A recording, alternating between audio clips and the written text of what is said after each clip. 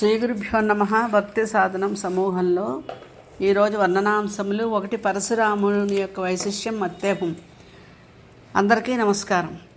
ధరణిన్ భార్గవరాముడే కుపితుడై తాతాజ్ఞనే ఔదలం త్వరగా దాల్చుచు క్షత్రియాళి నిలలో దండించే 3 ఏళ్లుగా వరముల్ పొందెను తుష్టుడైన పితచే వాసిన్గనన్ పృథ్విలో వరమాతా పదభక్తుడి తనికివే వందారమౌ వందనాల్.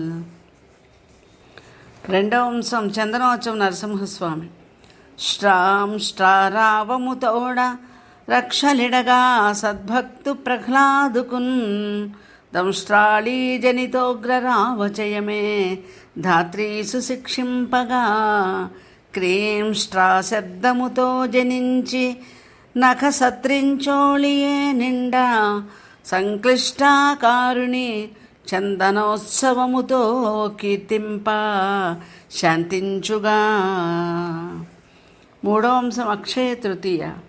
ఘనమౌ తృతీయ పర్వమిది కామ్యప్రదమ్మును పుణ్యసౌధమౌ మనమున భక్తి భావనను మాన్యతరమ్ముగ విష్ణుపత్రినిన్మును కొలువంగ నక్షయమమోఘపు శుభమ్ములనందు తజ్జమే వనమున పాండవేయులను వాసిగ నక్షయ పాత్ర పొంది తామనఘులు సౌఖ్యమందిరట అర్కుని కృపా పరితోషబద్ధులై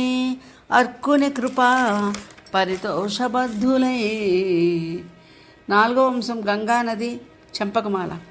జల నీర నిక్వణము జాతికి రక్షణ సేయు వాక్కులై బిలబిల పారు గంగమయే ప్రీతి యశోధన దాత్రి అయి భువిన్ కలుషిత చిత్తతాపహర కమ్ర మనోజ్ఞ శుభాకరంబునై సలలిత